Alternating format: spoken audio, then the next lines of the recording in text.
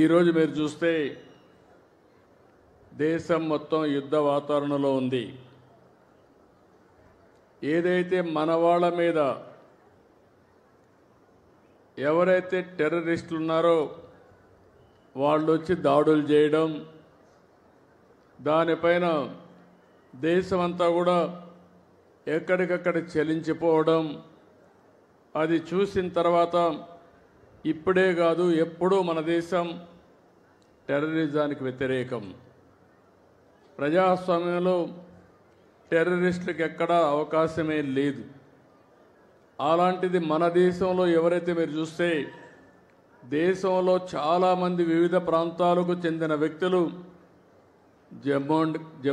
కాశ్మీర్కి వెళ్ళడం, అతి దారుణంగా అతి కిరాతకంగా ఆడబిడ్డల ముందర పిల్లల ముందర మగవాళ్ళని ఇష్టానుసారంగా చంపేశారు. అది చూసినప్పుడు చాలా బాధేస్తుంది.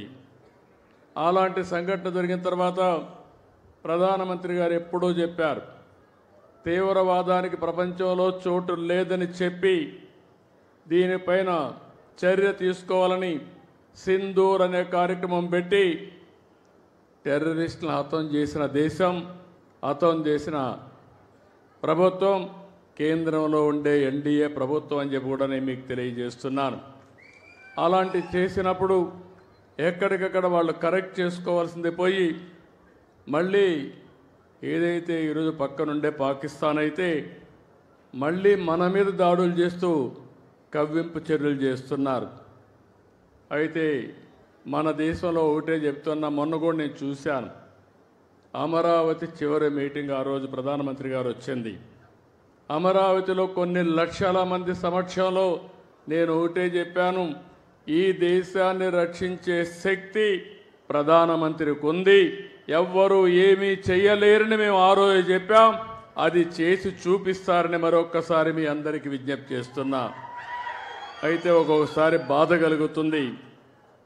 ఇలాంటి జరుగుతూ ఉంటే ఈ జిల్లాలో చాలా గ్రామాల్లో చాలామంది దేశభక్తితో డిఫెన్స్కి వెళ్తున్నారు. మేము కూడా దేశాన్ని కాపాడాలి, నా వంతు బాధ్యతగా నేను కూడా దేశ సేవ చేయాలని చాలామంది ముందుకొచ్చి యువకులైతే ఈ యొక్క రక్షణ శాఖలో చేరుతున్నారు. అందులో చేరిన వ్యక్తుల్లో మన తెలుగు బిడ్డ మురళీ నాయక్ ఈ జిల్లా వాసి. ఆ మురళీ నాయక్ ప్రాణాలు కోల్పోవడం చాలా బాధేస్తుంది. ఈరోజు మీరు చూసినప్పుడు జమ్మూ కాశ్మీర్ సరిహద్దుల్లో పాకిస్తాన్ జరిపిన కాల్పుల్లో మన ఉమ్మడి జిల్లాకు సంబంధించిన వ్యక్తి నిన్న చనిపోయారు. గోరంట్ల మండలం కల్లి తండాకు చెందినటువంటి మురళీ నాయక్ వీర మరణం, దేశం కోసం చనిపోయారు. బాధేస్తుంది. వాళ్ళ తల్లిదండ్రులతో ఇప్పుడే నేను మాట్లాడాను. తల్లి వచ్చి జ్యోతిబాయ్, తండ్రి వచ్చి రామ్ నాయక్. వారికి నా ప్రగాఢ సానుభూతి తెలియజేస్తున్నా. ఈ రాష్ట్రం, ప్రభుత్వం, సమాజం మీకు అండగా ఉంటామని ఈ సభా సమావేశంలో హామీ ఇస్తున్నానని చెప్పి కూడా నేను మీకు తెలియజేసుకుంటున్నాను. 2 సంవత్సరాలు ఆర్మీలో ఉన్నాడు, ఎనలేని సేవలు అందించాడు. మనమందరం ఒక విషయం గుర్తుపెట్టుకోవాలి, ఈరోజు ఎవరైతే సైనికులు ఉన్నారో వారు బార్డర్లో ఉండి అనునిత్యం మన కోసం నిద్రాహారాలు మాని దేశ రక్షణ చేస్తున్నారు కాబట్టి మనం హాయిగా నిద్రపోగలుగుతున్నాం.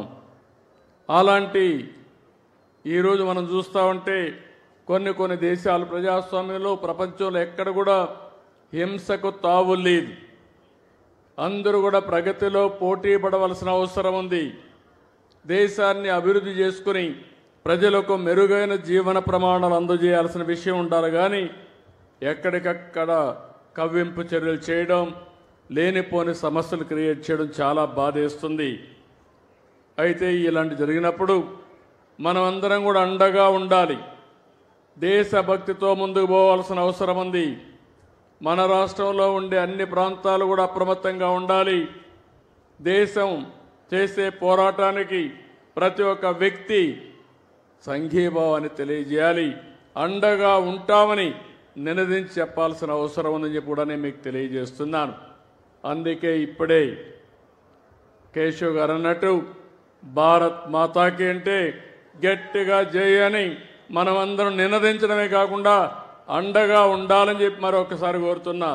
భారత్ మాతాకి, భారత్ మాతాకి, భారత్ మాతాకి.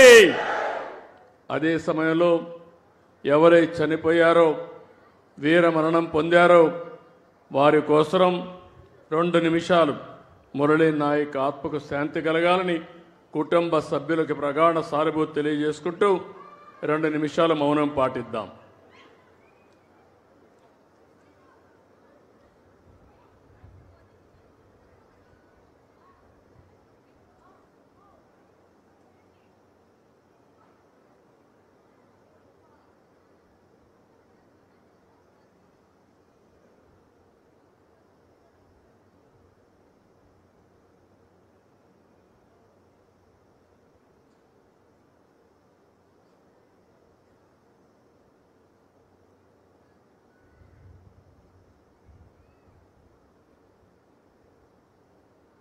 ఓకే,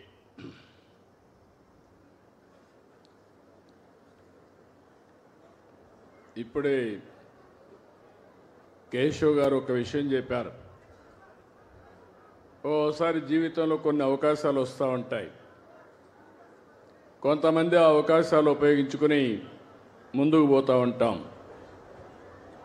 1996లో మార్చి 11వ తారీఖున నేనొచ్చి హంద్రీ నేవాక్ ఫౌండేషన్ ఉరవకొండ నియోజకవర్గంలో వేశాను. ఇది ఒక చరిత్ర అని చెప్పి కూడా నేను మీకు తెలియజేస్తున్నా. ఎగ్జాక్ట్గా దగ్గర 29 సంవత్సరాలు. అయితే ఈ యొక్క ప్రాజెక్ట్ను ఒక్కసారి మనందరం ఆలోచిస్తే, మనందరి ప్రియతమ నాయకుడు ఎన్టీ రామారావు గారి కళ. ఆ రోజు మీరు చూస్తే రాయలసీమకు నీళ్లు లేవు, రాయలసీమ ఎడారిగా మారి